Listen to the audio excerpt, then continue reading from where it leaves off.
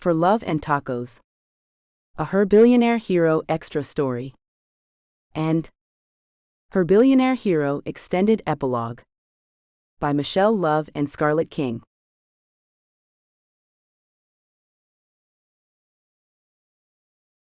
Blurb. Joe, the taco man who received a free stay at Whispers Resort and Spa from Baldwin for a bottle of his ridiculously delicious hot sauce, takes his girlfriend Lola to Whispers Resort and Spa for one hot and spicy night. Will he get what he's been after for years? Or will she shoot him down again?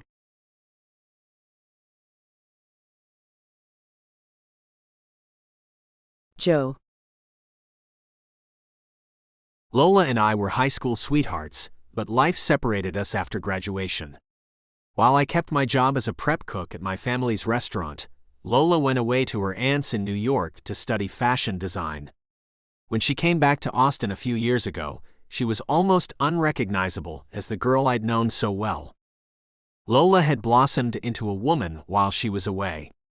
A successful woman with grace and stature, she had risen to the status, and she was totally out of my league. She dated actors, lawyers, models, and even a congressman while she lived in New York City for 10 years. In the same time span, I dated waitresses, convenience store clerks, and a stripper. When she turned 29, Lola came home to Austin, to her parents, sisters, and brothers, saying she missed being a Texan. The New York lifestyle wasn't what she wanted or felt comfortable with any longer.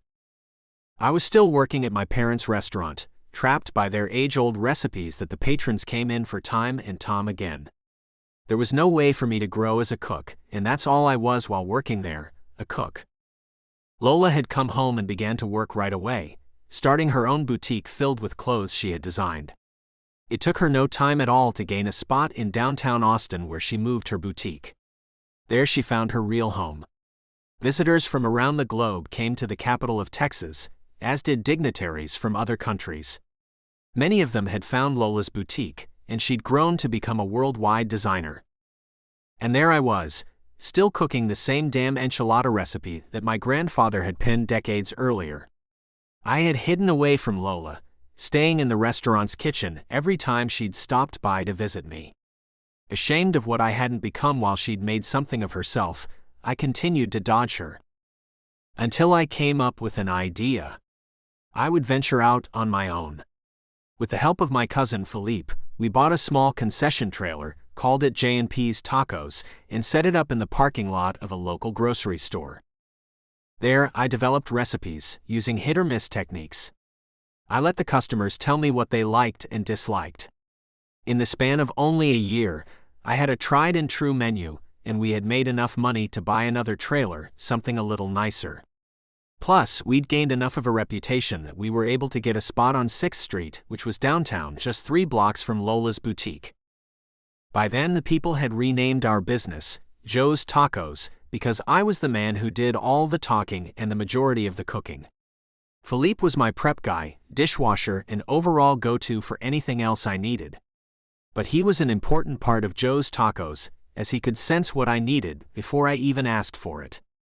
We worked together like a well-tuned engine, knowing it took both of us to make the place successful. Finally, I had brought myself up to something close to Lola's level, a successful business owner. I now considered myself a chef rather than just a cook. For the last 3 years, we'd been dating seriously and exclusively. I'd asked her to move in with me, to which she'd politely declined, wanting to keep her independence intact. I wanted to wake up with her every morning and go to bed with her every night. I wanted to spend the rest of my life with her. I wanted to make her the mother of my children. But apparently, I hadn't made her see or understand any of those things. One of my customers and I had made a deal. I gave him a bottle of my taco sauce, and he gave me a free night at his upscale resort. My plan was simple: take my love to spend the night in luxury and then ask her to marry me.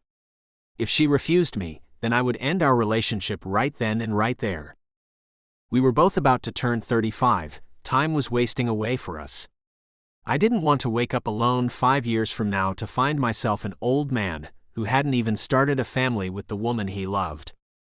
It wasn't lost on me that I might have been on the sheepish side with Lola about what I truly wanted with her. She was extraordinary, and nothing like the girl I'd known in high school. She was beyond gorgeous too. The truth was that I had been a little intimidated by her. And I had to stop acting that way. She'd told me more than a few times that I wasn't acting like the old me. She'd said sometimes I looked at her as if I were starstruck, and she didn't like that at all. She wanted me to be me. She loved me for the guy I'd been and the man I'd grown into. The thing was that there was this part of me that knew I didn't deserve her. She was perfect in every way, and I was okay. Just okay, and she was out of this world. Pulling the ring out of the bag from the jewelry store, I took out the little velvet gray box and looked at the single diamond on a gold band. It wasn't much, but it reminded me of when we were young, and things were simpler. I knew that I had to stop putting her up on a pedestal. I had to start looking at her as just a woman who I loved more than I'd ever loved anything or anyone. If I couldn't do that, then we would never stand a chance. I had to not only feel worthy of her, I had to believe it with everything in me. Tapping in a text to her, I knew this was either the beginning of something beautiful or the beginning of the end of us. Lola, I'm picking you up at 4 this afternoon. We'll be staying the night at Whispers Resort and Spa.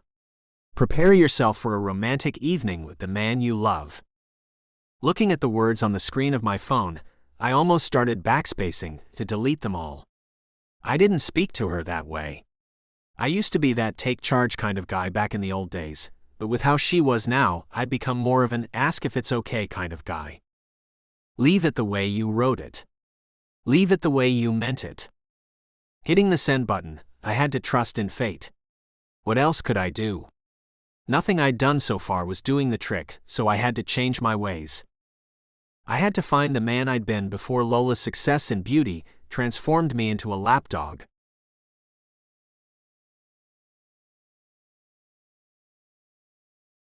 Lola. Lola, I'm picking you up at 4 this afternoon. We'll be staying the night at Whispers Resort and Spa. Prepare yourself for a romantic evening with the man you love. Wow, was all I could say. Joe didn't talk this way. I almost wanted to write back to ask who this was. But the way my insides tingled with this forward approach told me not to rock the boat or I might mess things up. I'll be ready and waiting. This sounds exciting. Grace, one of my employees, came up behind me. Ready for what? Putting my phone away, I slipped it into my pocket. Ready for a night of romance with my man. I'll be leaving early today. Seems I've got plans now at that new resort that opened up recently. Already my mind was on planning what I would need to pack for this night of romance. Joe's such a sweet guy. Nodding, I knew he was sweet. But he hadn't always been that way. He'd always been a good person, but back when we were high school, he'd been a macho in a good way. He'd taken charge of things when we were younger. Now, since we'd gotten back together many years later, he wasn't the same person he'd been before. He was sweet, kind, and even on the timid side at times. I'd hung in there for 3 years, hoping the true man would finally emerge. I knew my success intimidated him. I just wanted to know if he could overcome that, or not. It wasn't in me to put my business behind for anyone. I couldn't let what I'd worked so hard to build waste away, just so I wouldn't be intimidating to any man. Joe would learn to get past this, or we would soon end our relationship and that would be that. And I prayed that he would get past it because I loved the man, always had. But I couldn't live my life with someone who always walked on eggshells around me, as if they might lose me at the drop of a hat. Grace picked up an evening gown I'd recently designed. With a thin shoulder strap on only one side, a slit up the right leg, and a plunging V neckline that went all the way to the belly button, the pale pink satin dress was one of my best pieces. You should wear this tonight. At the moment, I thought I should tone it down some. I'd caught Joe looking at me with stars in his eyes many times since I'd come back home. New York stylists had turned me into something I hadn't been before. I loved my look, and I knew what it did to most men. I didn't want it to turn Joe into something he wasn't, but it had. Perhaps I shouldn't get too dressed up. Grace was a well-seasoned woman in her mid-50s. She'd seen a lot of life in her time as a woman in the fashion industry. She'd been a model years ago, but had given it all up to become a wife and mother. Then her husband died, the kids moved away, and she came to me asking for a chance to work in the industry she'd loved but had left behind. And why not? With a shrug, I didn't want to say too much. I don't know. You know how Joe is. I'm sure he'll just wear something casual. I don't need to look like I'm going to the governor's ball, or anything like that. Cocking one dark brow, she nodded as she put the dress back on the rack. You're not choosing not to wear the dress so that you don't overshadow him, right? I just think we should match is all. I felt a lecture coming and tried to avoid it. Then you should ask him what he'll be wearing. Don't you think? She looked through the shop, her keen eyes narrowed as she scanned the items. I knew Joe's style, I didn't have to ask him what he'd be wearing. He'll have on tan or black chinos that he bought from Kohl's. A button-down shirt, top 2 buttons left undone, and his cognac Oxford dress shoes. And he'll be wearing the same cologne he's worn for years, Polo. Don't go knocking Polo, Lola. She pulled a red dress off of the rack and held it up. I think you'd look amazing in this one. Too dressy. Look in the casual section. Turning to the mirror, I pulled my long hair up and put it into a loose bun. I think I'll wear my hair like this tonight. Shaking her head, she let me know what she thought about the idea. I can see what you're doing, and I won't let you do it, honey. I have an idea that might help. How about you pick out a suit from Jean Claude's next door and some shoes and even some new cologne, and send them to Joe with a note telling him to wear that, and you'll be dressed to match. I don't want to do that to him, Grace. He was already intimidated by my fashion style. I didn't want to make it any worse. Why haven't you given him one of your famous makeovers yet? I had given many people fashion makeovers. Well, he hasn't asked for me to do that. Maybe he shouldn't have to ask you. She put the red dress on the counter, then took a seat next to me at the makeup bar. You know, wives and girlfriends do this little thing where they buy their men the clothes they'd like to see them in. We give our men the types of colognes we like the scent of too. Some of us even go with our men to get their hair cut, so we can direct the barber to do it the way we want it done. I don't want to be that kind of girlfriend. Joe can be Joe. I don't want to make him over. See, the thing is that I love him just the way he is. Then he needs to do the same for you, Lola. You're a successful, beautiful woman who knows how to dress. Don't play yourself down for anyone. Biting my lip, I knew she was right. Put the red one back. I'll take the pink one. You're right, okay? I hated to let her know that, but she was right. Not about trying to take over Joe's style though. You're not right about everything though. No one is, she said with a grin. Getting online, I checked out the resort. There's a spa too. I hope he gets us a couple's massage. Or you could book one, she said. No. I'll leave that up to him. This is his date tonight. Pulling up the page for the restaurant inside the resort, I saw pictures of men wearing nice suits and women wearing evening gowns. This place really is upscale. Now I began to worry that Joe wouldn't have the right clothes to fit in. But then again, maybe he hadn't planned on us dining there either. I'll take the dress and something casual too. Just in case his plans don't include the restaurant. It wouldn't bother me if he has nothing else planned, other than keeping me naked and breathless the whole night. It had been a while since he'd shown me that side of himself. Maybe that's because that side of him doesn't exist anymore.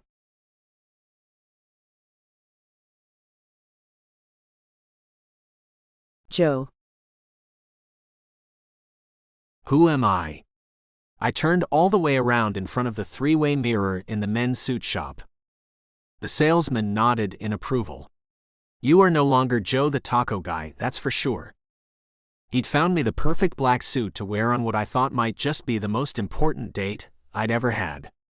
I'm going to need my hair cut if I'm going to pull this look off. Reaching into the pocket of his jacket, he pulled out a card. My stylist is Henry at the Vibe. He'll hook you up. Am I, Joe Rivera, really going to a stylist? If I was going to up my level to get to where Lola was, I suppose there was no other choice but to go to one. Taking the card, I thanked him. Cool, man, this is going to work out great, thanks. 3 hours later, it was time for me to pick up my girl. I felt like a new man.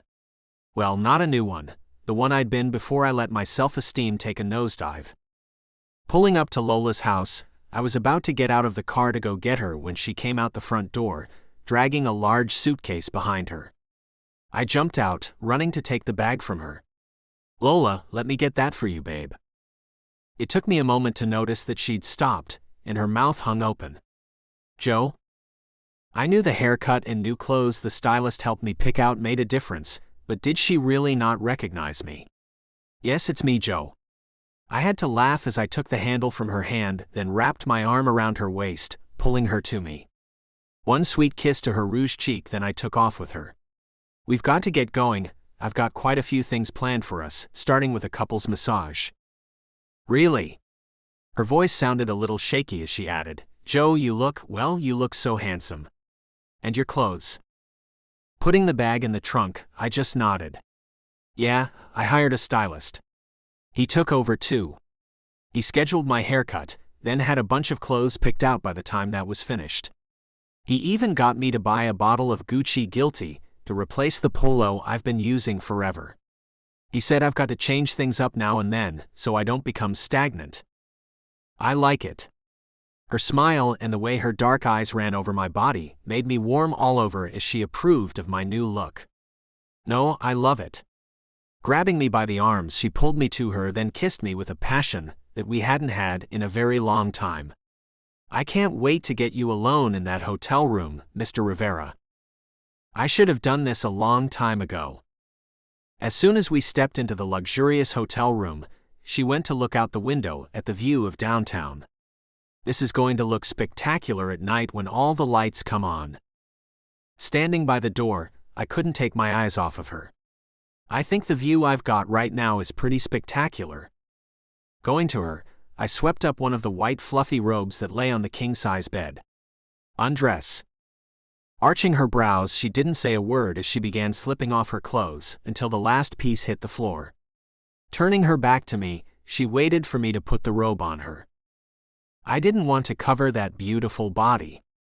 But the massage therapists would be here soon. Kissing her neck, I whispered, I love you. She caressed my cheek with her soft hand. And I love you.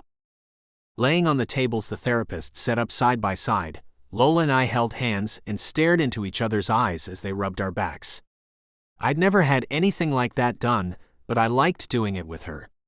I was sure that I would like to do just about anything, as long as she was involved. A short time later, we sipped on champagne as we finished off pampering ourselves with a soak in the tub made for two. With her right beside me, leaning her head on my shoulder, I felt like $1,000,000. Did you ever think I'd be doing something like this for you, Lola? I mean, back when we were teenagers. Never. Moving her head, she kissed my chest. But I love that you've done this for me. For us. Taking the glass out of her hand, I put our glasses on the edge of the tub and moved my body over hers, connecting us in the way I'd been wanting to since I first saw her walk out the door. I like being in us. Moving her hands fluidly over my shoulders and back, she moaned as I moved back and forth. I like being in us too. It had been far too long since I'd taken the lead in our intimate life. I was done with how I had been.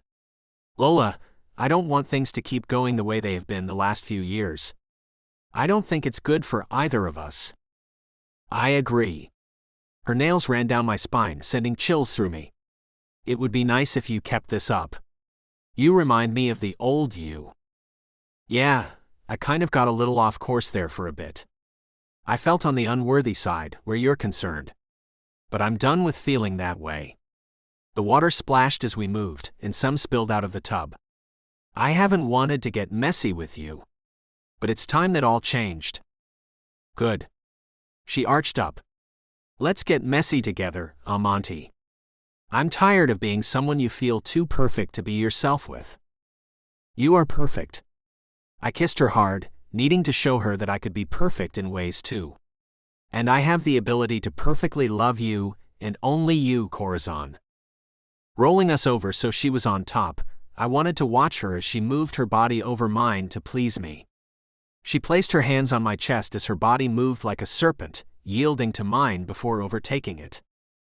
We were back. We were fitting together the way we had so many years ago. I hadn't thought I could ever look at her the way I had before, but now I was seeing her for who she truly was. Makeup washed away, hair damp and clinging to her head, Lola was still as beautiful as ever, but the perfection was flawed in ways the makeup had hidden. The smattering of light freckles that lay across the bridge of her nose, the scar on her right eyebrow where her brother had accidentally hit her with a baseball, and she had to get 2 stitches to close the wound, those things made her real to me. I adored the woman she'd become, but I also adored the woman she was when all the glamour was washed away. I don't think I've ever told you how proud I am of what you've made of yourself. She leaned over, kissing me softly. Thank you. I have also never told you how proud I am of you for making a success of yourself. It seemed we'd both been walking around on eggshells around each other. And that would end now. It has to end now and for good.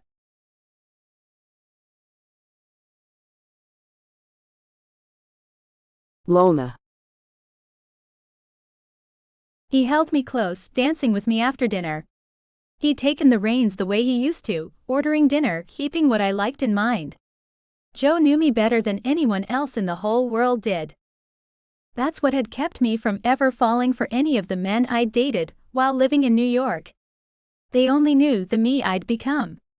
I needed more than that. I needed someone to know that I could have bad days, days I didn't want to get out of bed. Joe knew about those days. He would come over and pick me up and make me get out of bed. He wouldn't let me fall into the depression that I had fallen into plenty of times before he and I got together. I'd been a fat girl. And I hadn't gotten thin on my own either. I'd gotten thin when my grandmother, who'd helped raise us, passed away suddenly from a heart attack. I just couldn't make myself eat. For months, I ate only small amounts of broth that my mother made me eat. Joe and I had been in the same grade since first grade. We hadn't always had the same classes, but we knew of each other. When I finally went back to school after that long hard summer when we lost Momo, he didn't pay attention to me because I was now thin, but he came up to me and asked if I was okay. No one had asked me that question and I broke down crying, right there in the hall of our high school. He took me out to his car where we sat and talked for the entire first period class. And when I had gotten a hold of myself, we went back inside together. Suddenly, he was standing at the classroom door every time I got out of a class. He walked with me to the next class, sat with me at lunch, and did his best to make me laugh. He did that day after day, all through our junior year of high school. And then the next year too. On the last day of summer before we started our senior year, he and I made love for the first time. And it was beautiful and amazing. Joe had loved me for me, and I had loved him for him. Nothing was fake between us back then. No one was better than the other. No one felt above or below the other. We were just happy, young, and in love. And then I left. When my aunt invited me to come to New York to learn about the fashion industry, I had to take advantage of the opportunity. Joe and I both cried the night before I left. We didn't make false promises to each other. We didn't promise to wait for each other. We both knew that my leaving meant what we had was over. And when I moved back to our hometown of Austin, I had the idea that we could get right back to the place we'd been when I'd left. That didn't happen. For a good while, he avoided me. But finally, he stopped doing that, and we began dating. But something was missing. He wasn't being himself. It was as if he was in awe of me, instead of just being in love with me. You can't build a life with someone who is in awe of you. You can't be the perfect person they think you are. No one is perfect. No one is without flaws, both physically and mentally.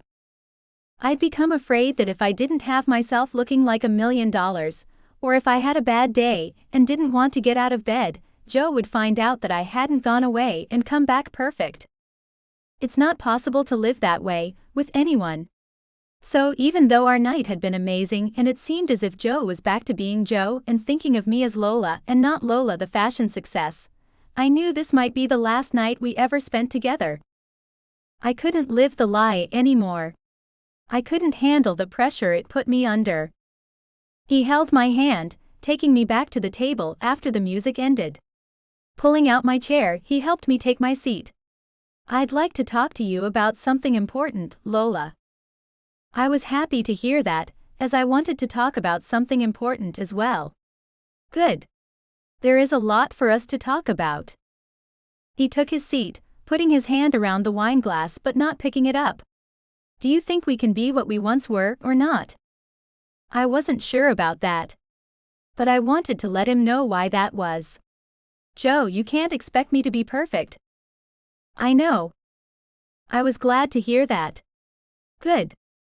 And you deserve better than me, that is for sure." He picked the glass up but didn't put it to his lips. I didn't like what he'd said. That's the problem right there. "Let me finish." He took a drink, then put the glass down as he looked at me. "I am not worthy of you. This is true whether you think so or not. But no one will ever love you more than I do, Lola. If you get fat, I will still love you. If you get tired of working and just want to lie around the house and eat," I butted in, "you won't let that happen to me." Nodding, he smiled. "You do know me so well. You know me better than anyone else does. And I know you the same way. We can be good for each other." If he could really stop putting me on a pedestal. I want to continue to grow my business. I want to become even more successful than I am now. Tell me what you think about that. I think you can do anything you want to do. He put his hand into his pocket, then pulled out a small box, and flipping it open, he showed me the simple yet elegant ring inside. This isn't much, and I wanted it to be that way. Our love started pure and simple, and I want to commemorate that with this ring. You know that's an engagement ring, right? I just wanted to be sure he knew that, because if this was a proposal, it wasn't the most obvious one. Well, when a man asks a woman to become his wife, he does get her an engagement ring, does he not? His grin was infectious as he got on one knee in front of me. "Lola Vasquez, will you do me the great honor of becoming my wife?" I did not see this coming. Blinking, I couldn't believe he was actually doing this, right here and right now. It had been a matter of hours since he'd gained his new look and attitude toward me. 1 hour. How was I to know if he could keep it up or not? Looking into his eyes I'd fallen in love with so many years ago, I knew in my heart that there had always been only one man for me. And Joe was it. "I would love to marry you, Joe Rivera." Holding out my hand, I tried my best not to cry as he slid the ring onto my finger but failed as tears trailed down my cheeks. "Looks like we've found our happily ever after, Corazon." "Yes, I think we have." The end.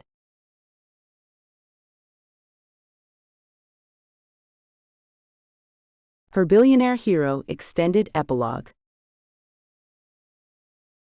Date night becomes disaster night when everything goes wrong, except for their shared passion for each other. A picnic in the park, followed by a stroll by the lake and a dip in the cool waters later that evening, sounds relaxing and romantic. As things often go for the couple, things don't always turn out as planned. Will their story end in catastrophe, or will they live to see another day?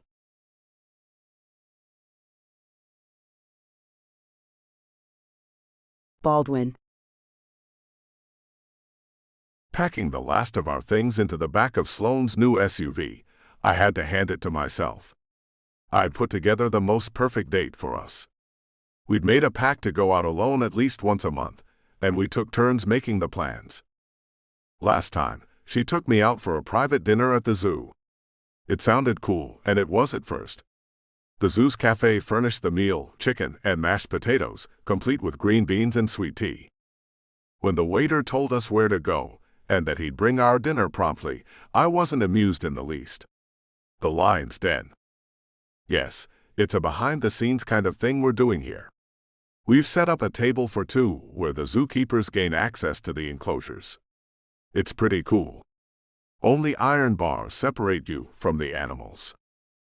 Sloane thought it sounded great. So, I wasn't about to tell her what I thought about it. Oh, cool. 10 minutes later, we sat at the table as our food was served.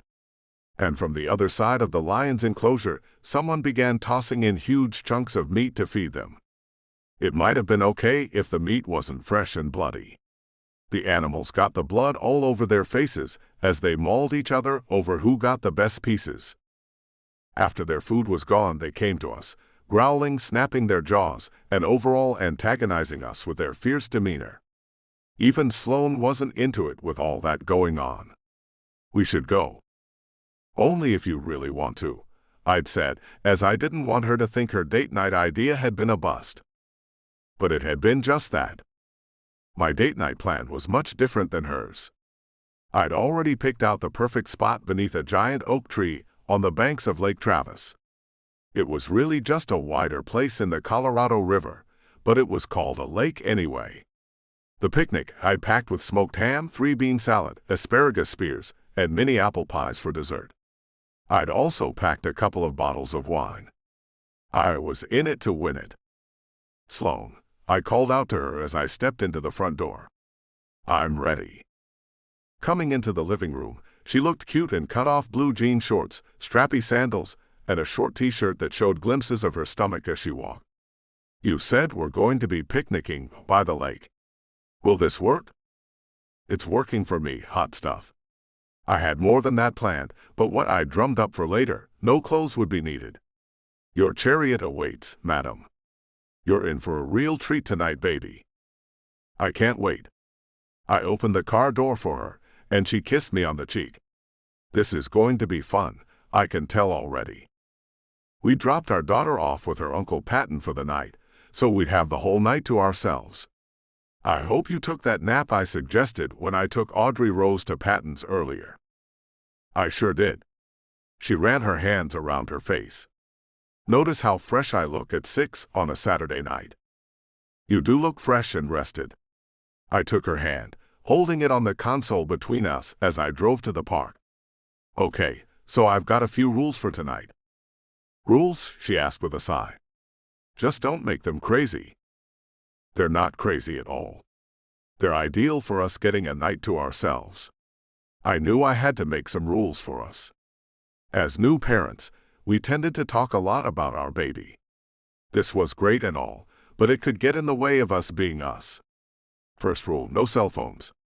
We'll leave them in the car the whole night. We won't even come check on them at all. Immediately, apprehension filled her eyes. What if Patton needs to talk to us about our daughter? He won't. I've already told him that we won't have our phones on us. But he knows where we'll be, so if there is any kind of emergency, he'll come to us and let us know. But there won't be one. I've made him promise me that. The thing about emergencies is that they are never planned. She looked at her cell phone as if it were a vital organ. If I promise not to look at it unless it's him, then can I keep mine? You know you're going to get calls and texts. So no. You can't go breaking my number 1 rule. I had to be stern on that one. Okay, rule 2. No talking about our daughter. Not at all. Tonight is about me and you, and that's it. Another sigh, but she reluctantly agreed, fine. Anything else, rule master? Just one more rule. I pulled her hand up to kiss it before I went on. You've got to do whatever I tell you to. No. She smiled at me. No way, Jose. Not this lady. I won't tell you to do something that will hurt you. Come on, play along, Sloane. I played along with your lion thingy, didn't I? I knew you hated that date. She pouted, arms akimbo, one line forming along her forehead. Stop frowning or you're going to give yourself wrinkles, I joked with her. And I loved that date. Want to know why? I don't believe you, but why did you love that date? She adjusted her expression to remove the line on her forehead. I loved it because you were there with me. Had it been anyone else, I would have left before it even had a chance to get as gruesome as it got. It was gross, she had to agree. All that blood. All that incessant growling, I added, and we both shuddered. This won't be anywhere near that experience. Just tranquility as we have a night under the stars. Did you bring a blanket for us to sit on? She looked toward the back of the car. You know there are chiggers in that lush green grass. And once those things get under your skin, things get super itchy. I brought a blanket. I thought I'd add in some spice. You'll be lying on your back on it, more than you'll be sitting. But you've got nothing to worry about where chiggers are concerned. I've already sprayed it with insect repellent to avoid any bugs bothering us. Well, it seems like you've thought about everything, Mr. Nash. What a lucky girl I am to be going on a date with the likes of you. Her smile made something inside of me melt, the way it always did when she quirked her pink lips up to one side that way. I'm the lucky one.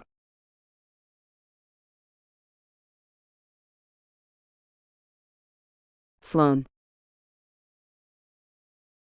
Sitting cross-legged on a red and white checkered blanket, I nibbled on a piece of ham while looking at the sun as it melted into the water in front of us.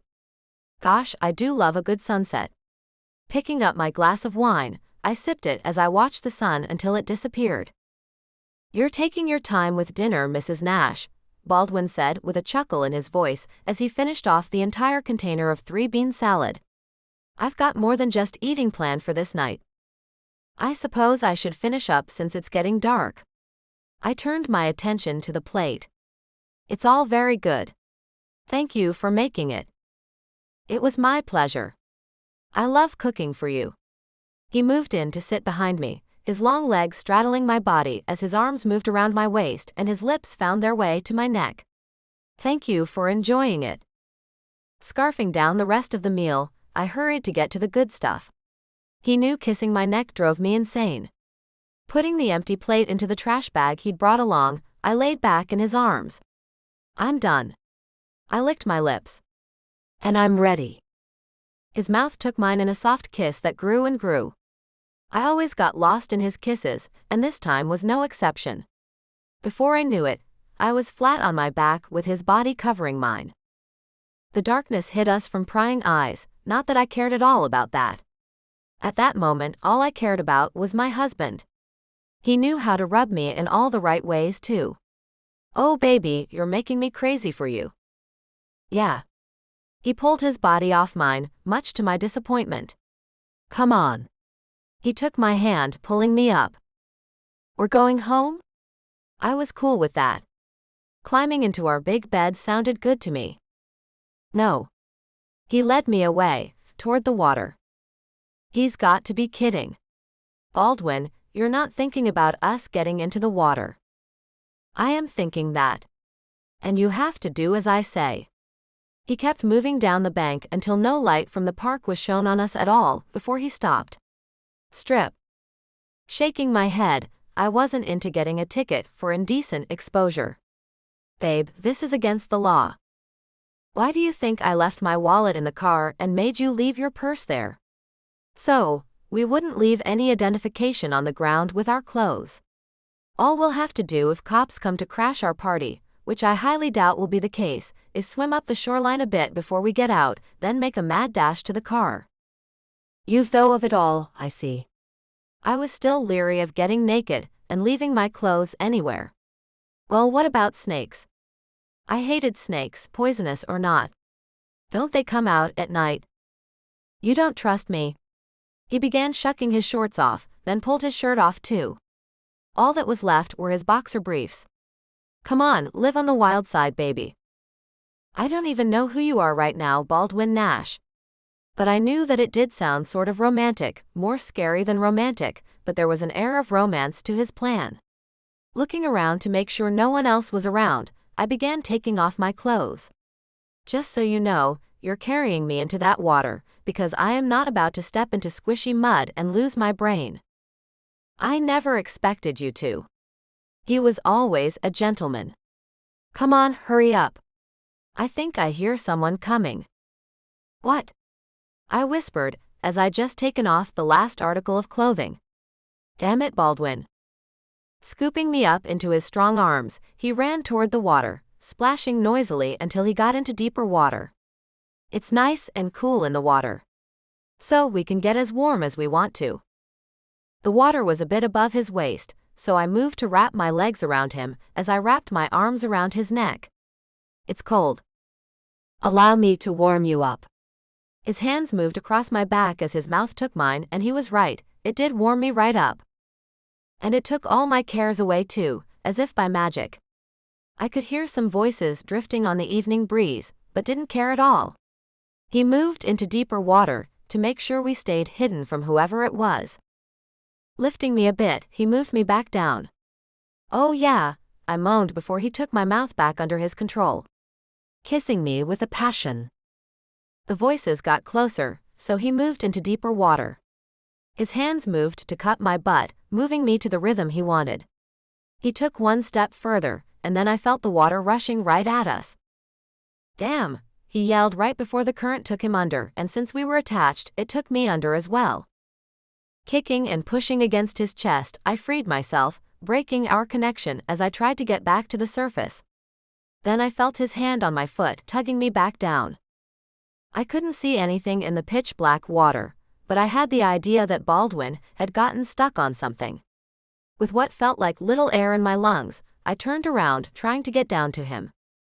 Grabbing his hand that he'd wrapped around my foot, I yanked it as hard as I could, but he wasn't moving. Using my hands to keep hold of him so I didn't lose him and get swept away by the current, I made my way down his body until I got to his foot and felt something on top of it.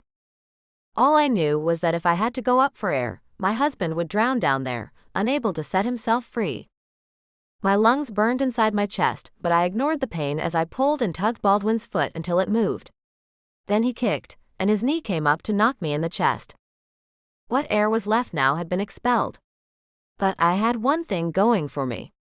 My husband grabbed my hand and up we went, moving fast as he swam up until our heads cleared the surface. Coughing and choking, I had no idea what was happening. We were still moving with the water, and we were moving fast, amazingly fast. Baldwin. Just hold on to me, baby. I'll swim us out of the current. Don't let go. He took my arms and ran them around his neck as I lay on his back. I held on for dear life. I won't let go. As hard as he tried to swim to the side, away from the current, it wasn't working. We kept moving down the river, and then I heard a sound that made my heart stop. Before I could say a thing, he said it for me, "There's a waterfall ahead. You're going to have to try to swim on your own, Sloane. I can't make it out of this without your help." I didn't want to let go of him. I was sure we'd be pulled away from each other. Baldwin, we're going to get separated if I let go of you. Yeah, I know we will. But we're going to die together if you don't let me go. Screw my life.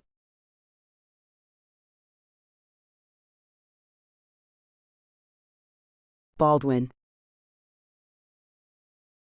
All I'd asked for was one night of peace and serenity, and time for my wife and I to spend some quality time with each other, getting intimately adventurous. Is that too much to ask for?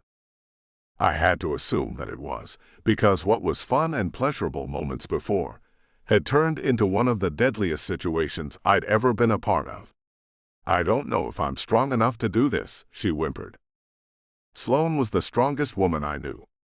"Come on, you're a warrior, Sloane. You can do this. Just swim to the side and keep moving your arms and kicking your feet for all you're worth. We'll both swim in this direction because it's the one with the least resistance. Sure, we're going to come out in different areas of the bank, but we'll get out, baby. We won't go over that waterfall. We can't go over that waterfall. Got me?" Shucks. I hate this. Suddenly her arms were off me, and the sound of her kicking made louder splashes than the rushing water did. As I tried swimming in the same direction she was, I heard a sizzling sound, and then a tree on the bank in front of us burst into flames as lightning struck it. Oh shucks. In an instant, rain began to fall in sheets down on us. Great. Gosh, You must really have it in for us."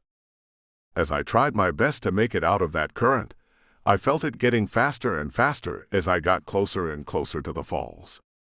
The wind blew so hard that it made the raindrops pelt the side of my head. But still, I tried to get to shore. With no way to see at all now, I had absolutely no idea where Sloane was. The thought panicked me in a way, but I knew I couldn't freak out now. I had to get to shore. I would be able to see more from that vantage point, and could do more to help her too.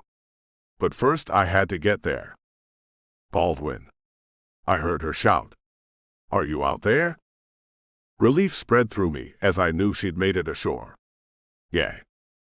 Putting all my effort into it, I swam like I'd never swam in my life. When my foot touched the muddy bottom, I felt like I might cry. And I wasn't a man who cried.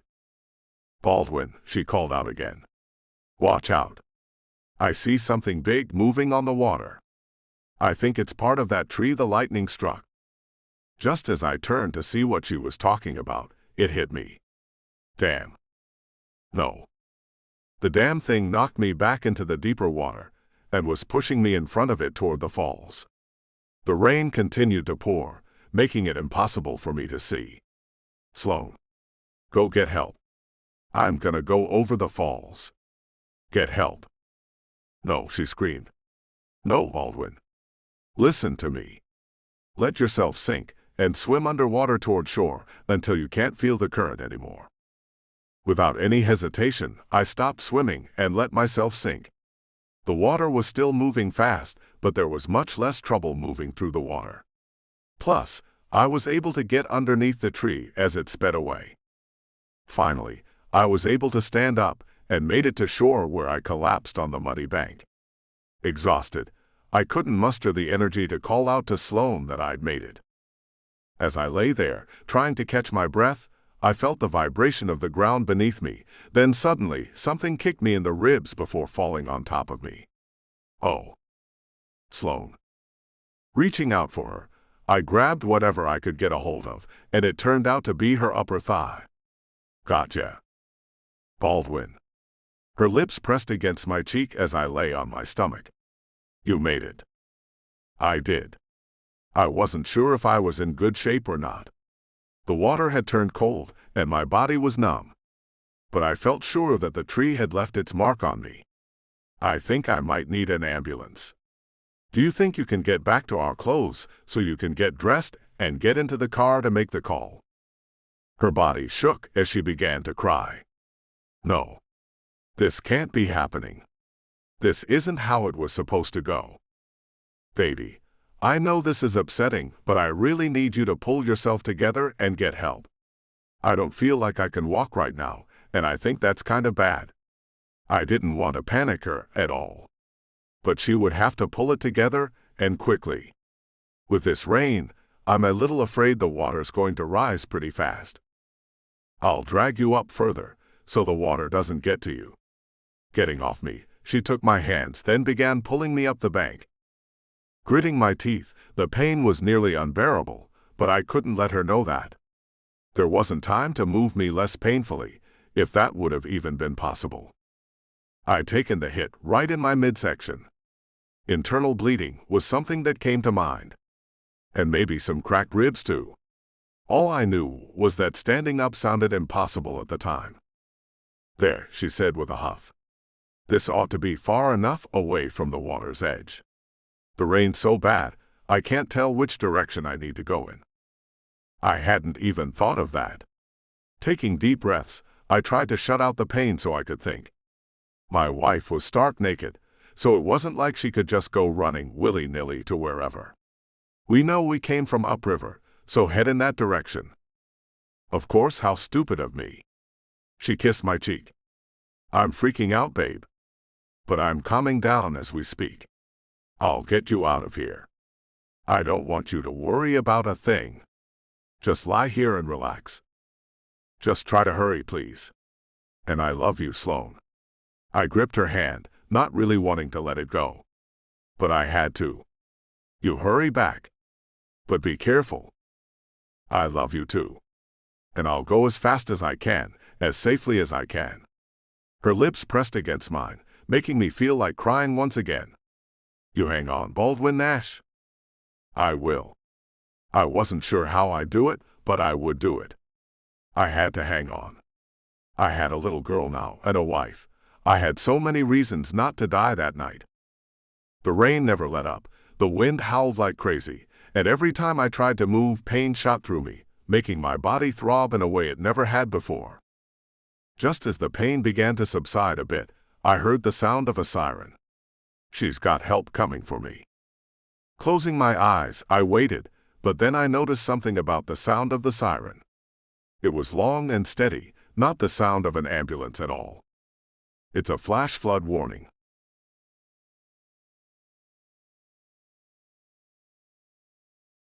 Sloane.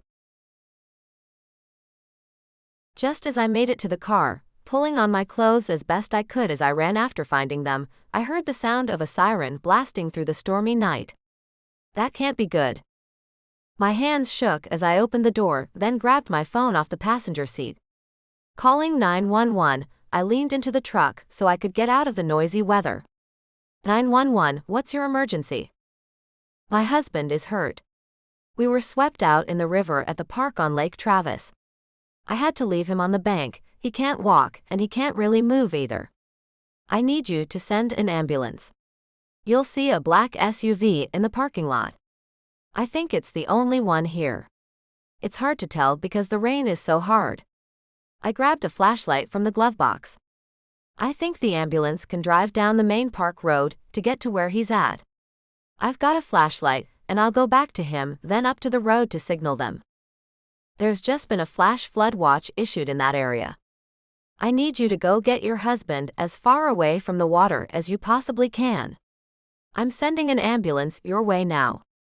Just keep the flashlight on and they'll find you. I had an idea.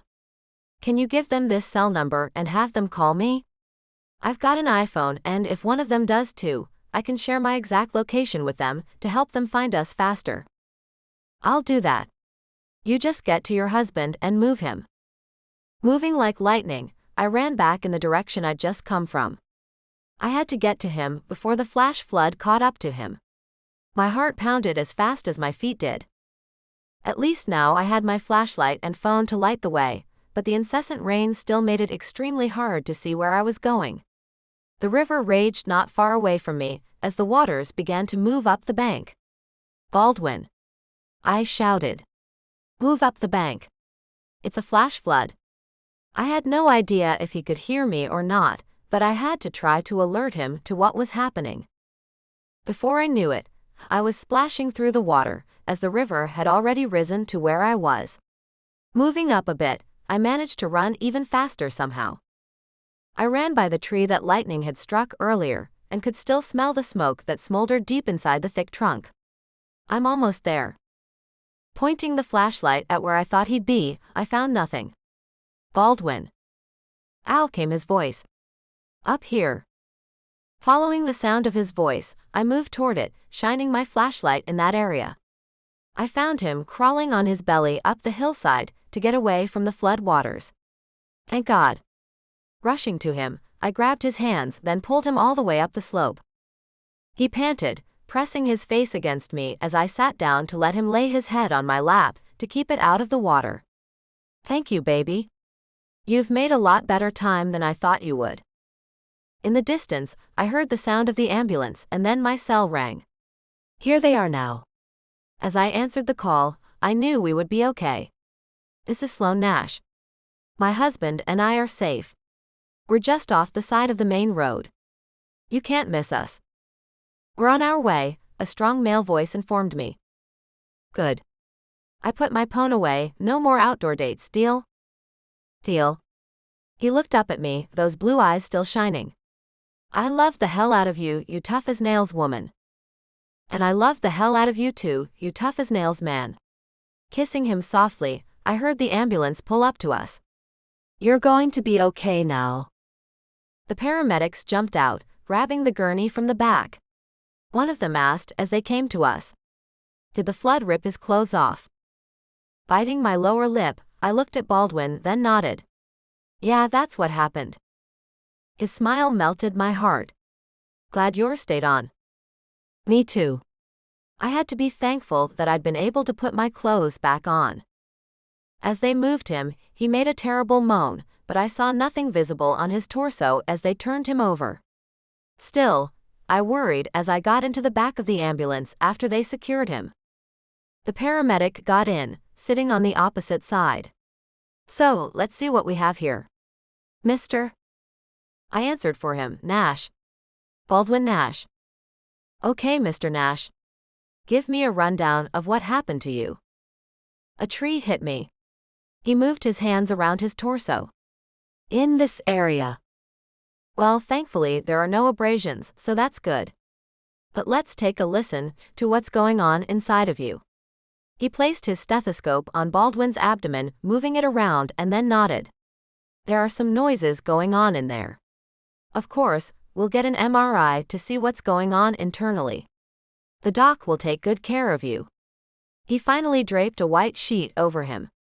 That's crazy how that floodwater can rip the clothes right off a person. It is crazy, Baldwin agreed.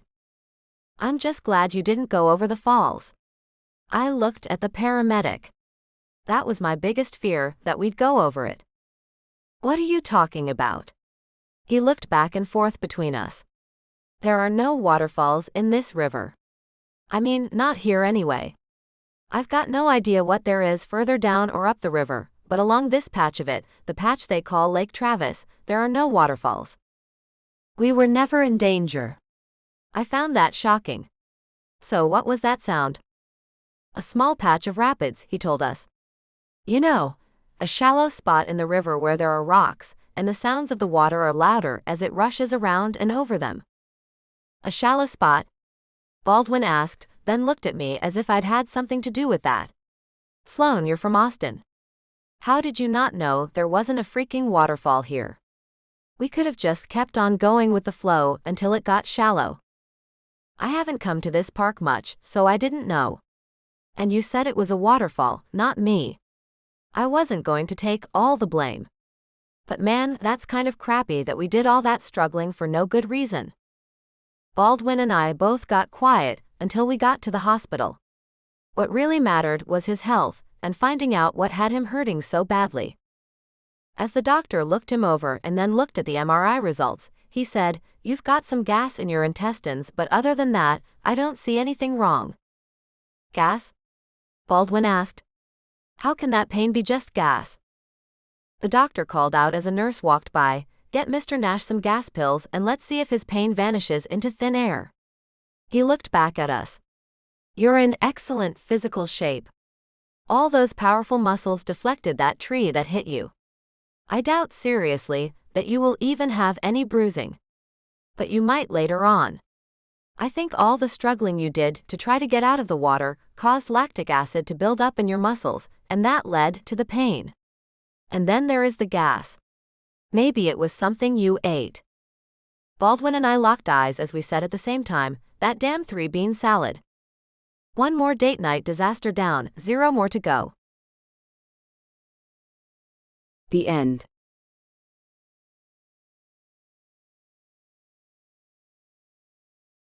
Sneak peek for the Billionaire's Secret Desire. Chapter 1. Amber Duplass squinted at her oldest and dearest friend as he handed her a plate of perfectly cooked eggs. "Knox Renault, you are a pain." Knox, his green eyes amused, grinned at her. Well then, my work here is done. But why? Amber sighed and bunched her auburn hair up into a ponytail. "You're one of the wealthiest landowners in New Orleans, an incredibly successful businessman, and, according to Forbes, one of the world's most eligible bachelors.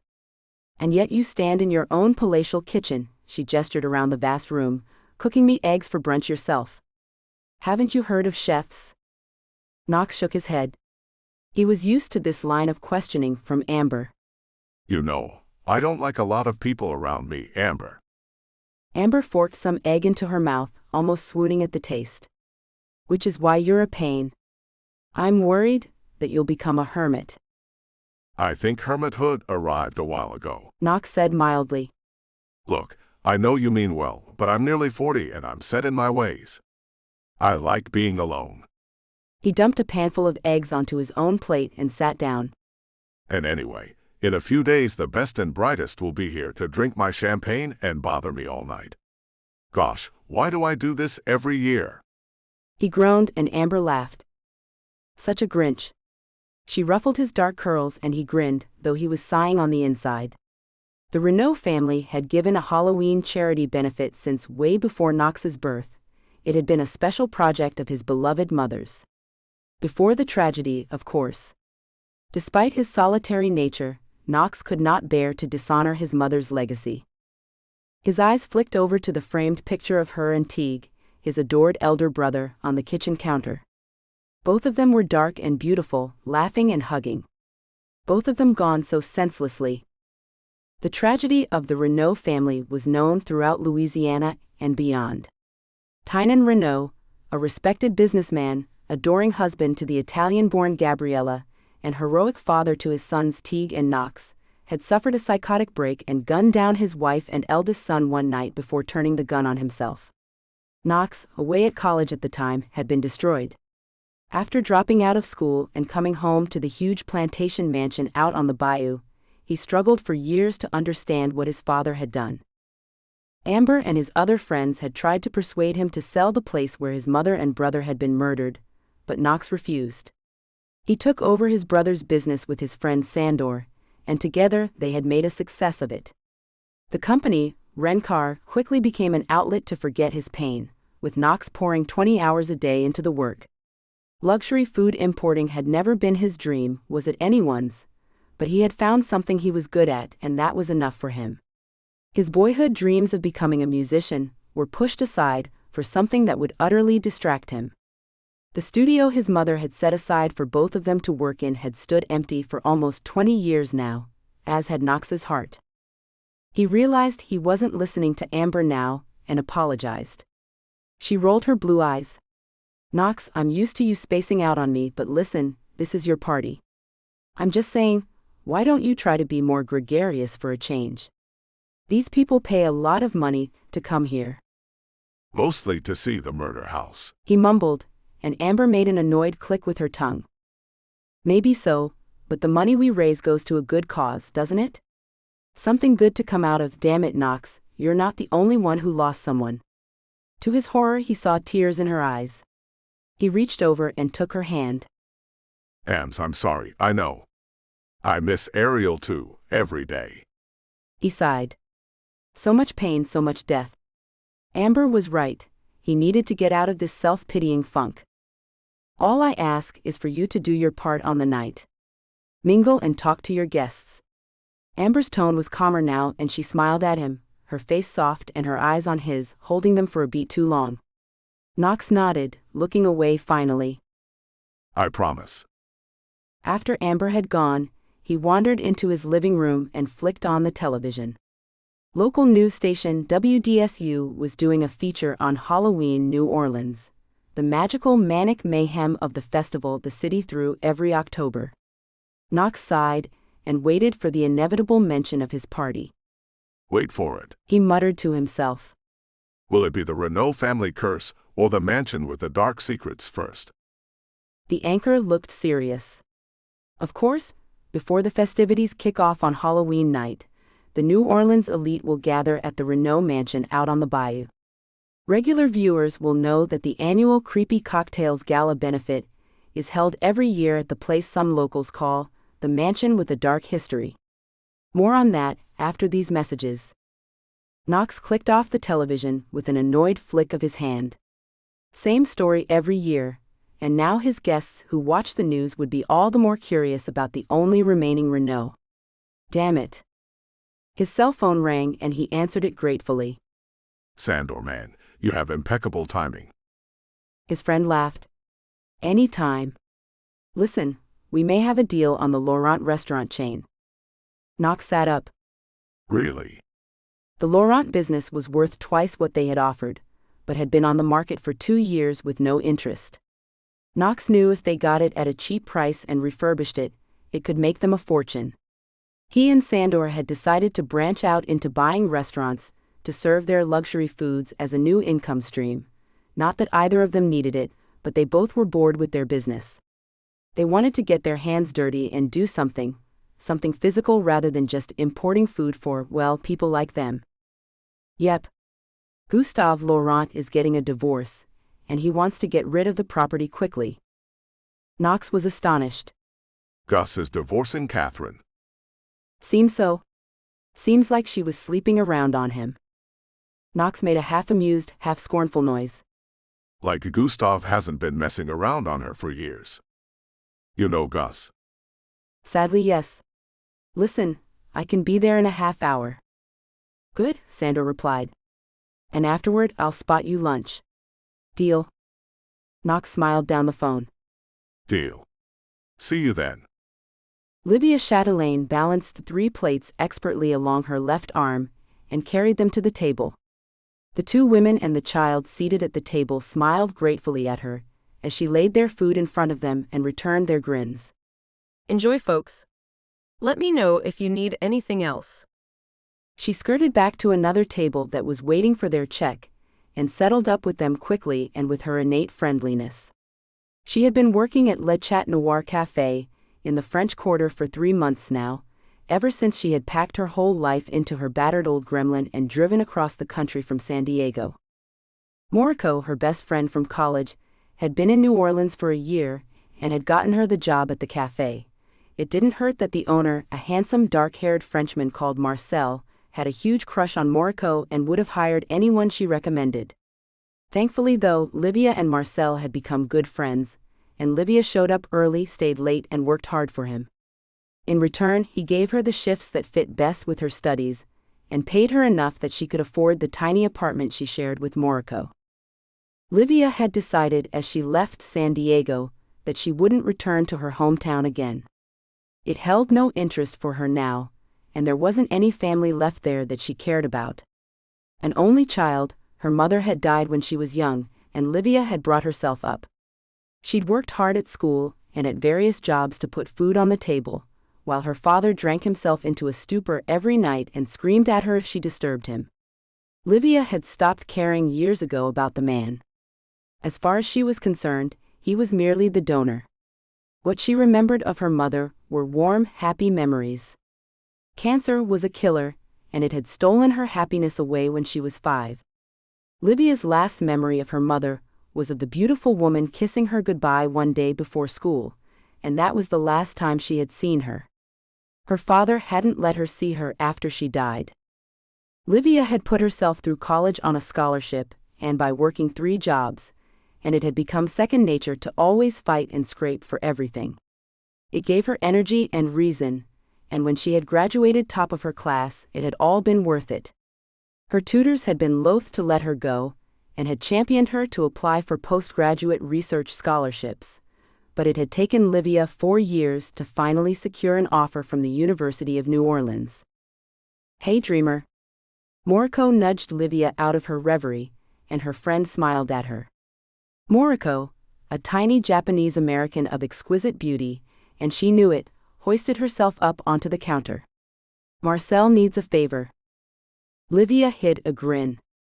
When Marcel sent Moriko to do his dirty work, it meant that, whatever the favor was, it would be a big and probably inconvenient one. What is it? Well, he's been asked to cater the Renault party on Saturday. You know which one I mean? Livia shook her head. Nope. Moriko rolled her eyes. It's an annual thing Knox Renault does. He throws a Halloween gala party and gives a ton of money to charity. Never heard of him or it. So, what's the favor? Livia thought she could guess. Marcel needed waitstaff. A moment later, Moriko confirmed her suspicions. He was going to hire in-silver service staff, but apparently, they don't want anything but canapés and cocktails. Silver service staff would cost him more than he's making so. Livia smiled at her. It's no problem. Usual uniform? She pulled down on her too tight white shirt and tucked it back into the black mini she wore to serve. It barely contained her lush curves and softly curved belly. Her legs, long and slender, were encased in black tights, and she wore flat pumps, absolutely refusing to wear heels to wait tables. Livia wasn't the tallest girl, but her long legs made her look taller than her 5'5" height, and her long tawny waves were her crowning glory. She had pulled her almost waist-length hair into a bun, but it was forever escaping the clips. Moriko grabbed it now and twisted it up for her. Livia shot her a grateful smile. Thanks, Boo. I really should cut it all off. No way, Moriko said, her own shiny black hair falling in a straight curtain down her back. I'd kill for your curls. So, Saturday night waitressing for the rich muckety-mucks? I'll be there too. Hey, at least we get to snoop around the rich guy's house. Livia sighed to herself. She honestly didn't mind helping Marcel out, but she had very little time for rich boys with too much money. She'd had to wait on them enough in her time. She went back out to the cafe and grimaced. 2 regulars had just come into the restaurant. Speaking of rich muckety-mucks, she thought, plastering a fake smile on her face. The woman, an icy-looking blonde with bright red lipstick and cold blue eyes, looked at her dismissively. Egg white omelet with spinach and a mangostini. She didn't look at the menu once. Her companion, a suave-looking man who at least smiled at Livia and said please and thank you whenever he was in, nodded. Same for me please, Liv. Good to see you again. Livia smiled at him. She judged him for the company he kept, but if she was fair, he was always polite to her. She knew his companion was called Odell, and her father was one of the richest men in the state. It didn't impress Livia. You too, sir. Sure, I can't interest either of you in some French fries to go with your salad? Odell looked horrified, but her companion grinned. Why not? Livia grinned and disappeared into the kitchen. Marcel slunk in and smiled at her. Thanks for Saturday, Livy. I'll pay you double. She kissed his cheek. No problem, pal. Marcel, his eyes so dark you couldn't see the pupils, nodded to the restaurant. I see Elsa and Lumiere are in the restaurant. Livia laughed. You're getting your Disney all mixed up, and anyway, he's okay. But yeah, she is the Ice Queen. Don't let their wealth get to you. It was all inherited, not earned. Oh, I know, and it doesn't bother me. Money can't buy breeding, Livia shrugged off the woman's rudeness. I can honestly say these people and their ways don't keep me up at night, Marcel. I'm just saying because I know the man, Roan St. Mark, is Knox Renault's best friend. It's more than likely they'll be at the party on Saturday. Marcel grinned at Livia, who rolled her eyes. Just promise me you won't tip their meals into their laps. Livia snorted. I promise, honey. Good girl. Livia finished out her shift, then walked home through the busy streets of the French Quarter. She had fallen in love with this city, the slow, sensual heat, the sultry, laid-back nature of the people. Strangely, for a city known for its voodoo and black magic, she had never felt uneasy walking the streets at night here. Moriko was still at work when Livia got back to their apartment. So Livia took a long hot shower, then made herself a bowl of soup, grabbing some saltines from the pack in the kitchen. As she ate, she flicked through the television channels, but soon got bored. Dumping her bowl in the sink, she washed it out, then decided to go to bed to read. She had a piano recital coming up, and she wanted to go through the score again, miming her keystrokes in the air. She fell asleep with Moriko's cat cuddling in next to her, and didn't hear her roommate come home. Out on the bayou, Knox too had fallen into a deep sleep, but his was not so peaceful. Almost instantly the nightmares came. A woman, a beautiful young woman he knew but one whose face he could not see, was calling to him, begging him to save her. There was blood, so much blood, and he ran through the darkened mansion, wading through something blood, to get to her. A dark, malevolent force overcame everything, stopping Knox from reaching the girl. He heard her screams cut off abruptly, and knew he was too late. He sank to his knees. He felt a hand on his shoulder and looked up. His mother was smiling at him. Don't you know you'll never save them, she said softly. Everyone you love will die, my beloved son. I died, your father, your brother. Ariel. You'll always be alone. Knox awoke, gasping for air in a pool of his own sweat, the certainty of his dream mother's words screaming around his mind. Don't fall in love. Don't risk it. Don't let anyone else get hurt.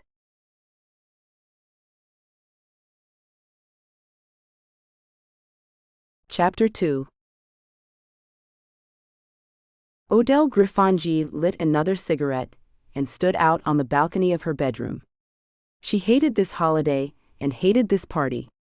And yet Roan, of course, wanted to support his best friend, Knox, and so now they were getting dressed to attend. Thank Knox never had a dress code for the cocktail party.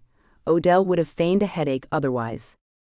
She looked back into the bedroom where Roan was dressing, his dark gray suit spectacular with his coloring, medium brown hair and bright blue eyes. Ripped to the max, his hard body made him a machine in bed. Roan St. Mark was, with the exception of Knox, the most handsome man in New Orleans, probably the state even, and he was hers. Odelle might have been brought up in the upper echelons of New Orleans society, but she knew her brittle beauty would only last so long, and that her cool, aloof nature wouldn't make her many friends. That's why she was staggered when Roan, known as the fun-loving one in his group of Harvard grad friends, made a play for her. He could have had anyone. Odelle turned back to see the crowds on the streets of the city. New Orleans went crazy for Halloween, parties everywhere, people haunting the streets, and the locals playing up the myths and legends to sell more drink, food, and tourist crap. The normally serene street where Odelle and her cohorts lived were no different. Pumpkins and jack-o'-lanterns, trees bedecked with twinkle lights and fake cobwebs, and Odelle's least favorite thing, kids trick-or-treating at every house. Her doorbell rang, and although Odelle knew her staff would answer it, she couldn't help an irritated, "Oh, buzz off." Her voice carried down to the street, and she heard Roan's throaty laugh from behind her. "Don't be a pain, Deli. It's a rite of passage, trick-or-treating." Odelle made a disgusted noise. "I never did that." Roan smiled at her, sliding his arms around her waist. "No, you were too busy casting spells and mixing potions." Odelle studied him coolly. "You think I'm a witch? Cue cheesy line from me about you casting a spell on me." "No, baby, I don't think you're a witch. You just have a warmth deficiency." He said it with a grin, and although Odelle knew he meant it as a joke, it still stung. "Because it's true," she told herself. "What is wrong with me? Why can't I be more like Roan? Or Knox, whose heart was so big it actually scared Odelle? Or even Amber, her frenemy, who had once had a thing with Roan?" "No," Odelle told herself. "Don't go there. Not tonight." She attempted a smile as Roan brushed his lips against hers. "You're right. It's just one night. That's my girl." Roan looked her up and down in her tight black dress, and when his gaze met hers, Odelle saw the desire in his eyes. "Knox won't mind if we're a little late." Odelle smiled, and turning, she bent over the balcony and hitched her skirt up to her waist. She heard Roan chuckle.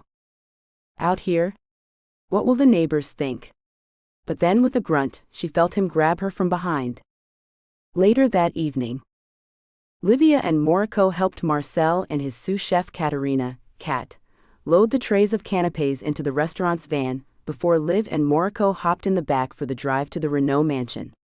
Livia was trying to keep the trays from tipping and tying her thick mane up into a chignon at the same time, but the weight of it would not stay clipped. Morico grinned at her. "Just pull it back. You'll never get it all up." I refuse to be beaten, Livia muttered. Eventually, Morico pushed Livia's hands out of the way. "Let me." As Livia held the trays of food, Morico deftly worked Liv's hair into a messy bun at the nape of her neck. "That's the best you're going to get, girl, so live with it." Livia tentatively patted it. You're a miracle worker. From now on, I'll pay you to be my hair wrangler. Morico laughed. "You couldn't afford me." When they arrived at the mansion, they were stunned into silence. The old plantation home had been modernized to some extent. A plaque on the door detailed its history and its passage to the Renault family in the 1800s, wherein all slaves were freed and the plantation became a family homestead rather than a working freehold. The imposing white building with shuttered windows and soft light radiating from within was decorated with high-quality Halloween trimmings. Morico grinned at Livia as they passed a batch of expertly carved pumpkins. You think they got Michelangelo to do them? Livia rolled her eyes. The place screamed money and opulence, but Livia wasn't impressed. As they moved into the kitchen, she saw Marcel talking to a young man who was dressed in a dark navy sweater and jeans, and who Livia guessed was the owner's assistant. He had dark curls and the most intense and beautiful green eyes she had ever seen. The stranger sensed her scrutiny and looked up. Their eyes met, and Livia felt a shudder of desire ripple through her. Gosh, if even the staff looked like supermodels here. She nudged Moriko. Does Marcel want us to change now or after we've set up? After. Apparently, there's a dedicated room for us. Fancy. I know, right? Usually we have to squat in the back of the van to get ready. Livia snorted, and between them they quickly arranged the canapes on the silver trays. When they had finished, Livia saw the handsome assistant had gone, and Marcel was nodding at them. Lovely job. The food looks great. So this thing kicks off in an hour, but guests are starting to arrive, so we'll start with the welcome pumpkin spice sidecars first up. Think you can cope? No worries, boss. Moriko hugged Marcel, who turned red with pleasure. We'll show these rich kids a good time. Wait, that sounded dirtier than I meant it to. Livia snorted with laughter as Moriko shrugged. Come on then. Let's get dressed. A half hour later, Livia was regretting the tightness of her skirt. It had been her go-to throughout college, short, black, and figure-hugging even back then when she was 10 pounds lighter. She dragged it out of her closet this morning. It had been the cleanest, most professional skirt she could find. I need to go shopping, she told herself as she plastered a smile on her face and made the rounds with a tray of drinks.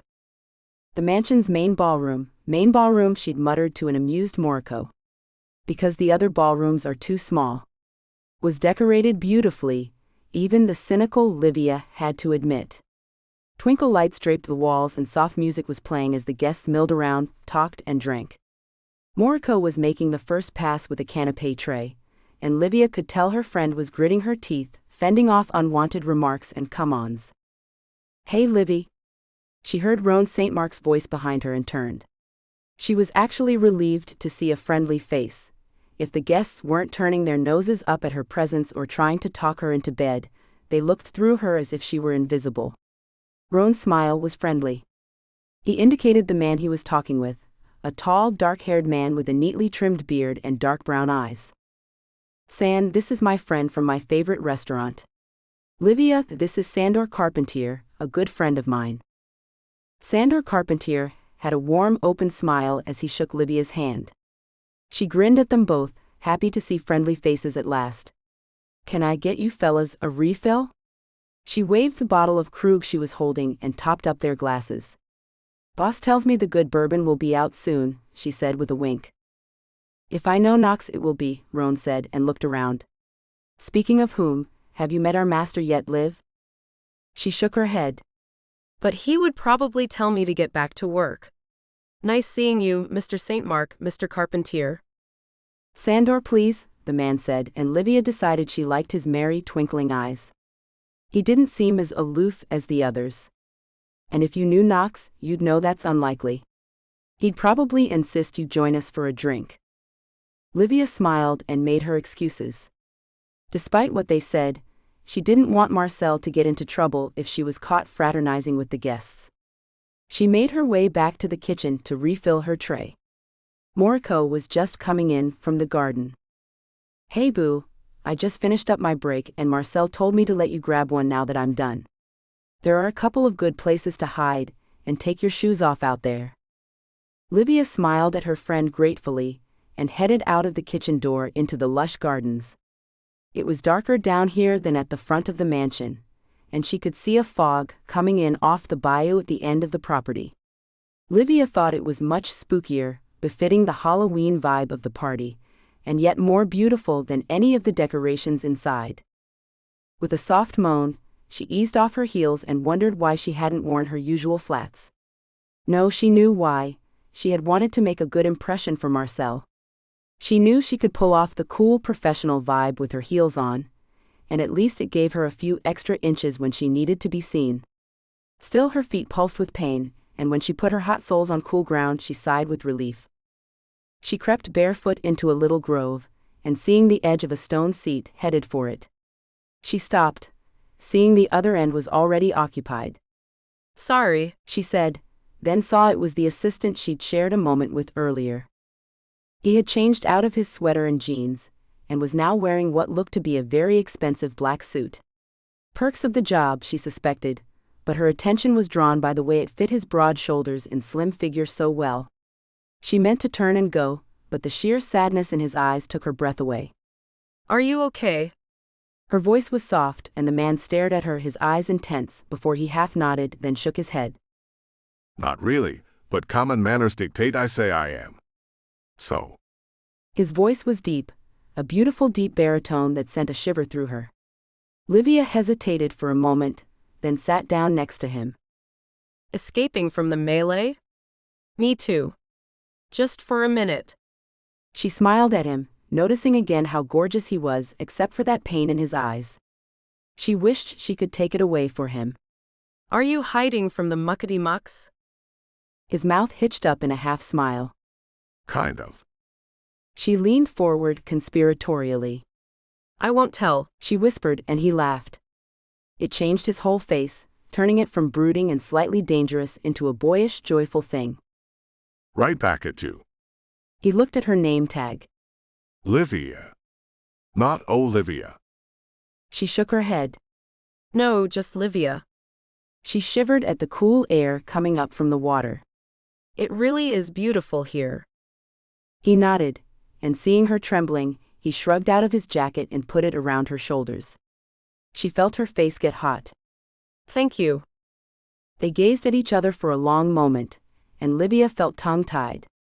He smelled wonderful too, all clean linen and woodsy spice, and for a moment she found herself having to resist the urge to run her fingertips over his long, thick lashes.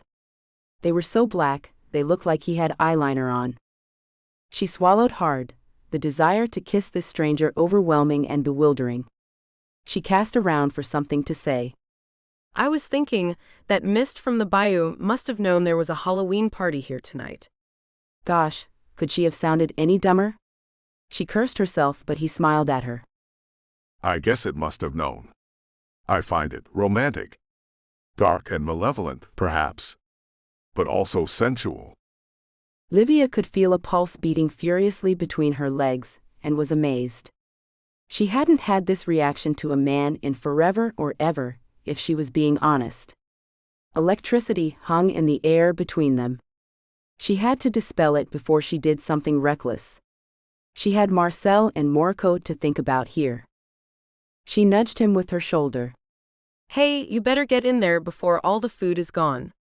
Honestly, they're like sharks, these people. Fins and everything. The food is really good too. I hope your boss agrees. Another smile, amused and sweet. I'm sure he does. He stood and offered his hand.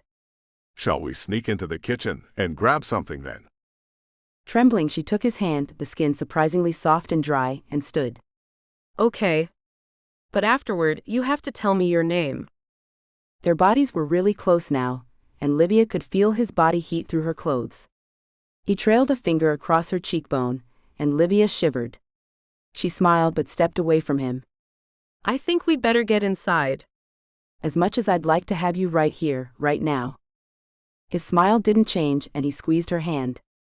Of course. Knox? They both heard the female's voice from across the garden. Knox, where the hell are you? A thrill of panic went through Livia, as her companion called out. Right here, Ams. Keep your shirt on. I should have known. Livia was frozen. Shucks. This was Knox Renault. He smiled down at her, and put his finger over his lips for a second before his smile widened into a conspiratorial grin. I have to go. She nodded and shrugged out of his jacket. Here, you better have this back. I'm going inside now anyway. He thanked her, taking the coat, and with a last regretful look towards her, disappeared back towards the direction of the shouting woman. Oh shucks. Livia hissed to herself. Way to be unprofessional. Catering 101, don't almost kiss the client. Geez. Her face flaming with embarrassment, she went back into the kitchen and managed to work the rest of the party while avoiding any contact with Knox Renault or his friends. Difficult but not impossible. When it became clear the party was winding down, Livia hid out in the kitchen and dealt with the cleanup. Marcel was all smiles when he came to thank them both. "Liv, you didn't need to do this," he said, looking in amazement at the stack of empty clean trays she was loading into the van. She grinned at him. No problem, boss. She made herself busy untying her apron. "Did you get good feedback?" "Very good feedback. And a somewhat unexpected bonus, which you'll find in your paychecks." "No, don't argue. Say what you want about the Renault family, but Knox is a very generous man. He also told me that I was his go-to caterer for the future, which isn't saying a lot because he rarely entertains guests, but it's still something." "It is something. It's a big something." Moriko kissed Marcel's cheek and he gave her a hug. "Thanks, Maury. He also said he'd be recommending me to his friends and clients. Good guy. Geez, look at the time. Come on kids, let's get out of here. I'll buy you both a late dinner." Later, at home in bed, Livia could not help but look up Knox Renault on the internet. She flicked through pages of photos of him, drinking in the shape of his face, the green eyes that looked just as sad in his childhood pictures as in every photo of him as an adult.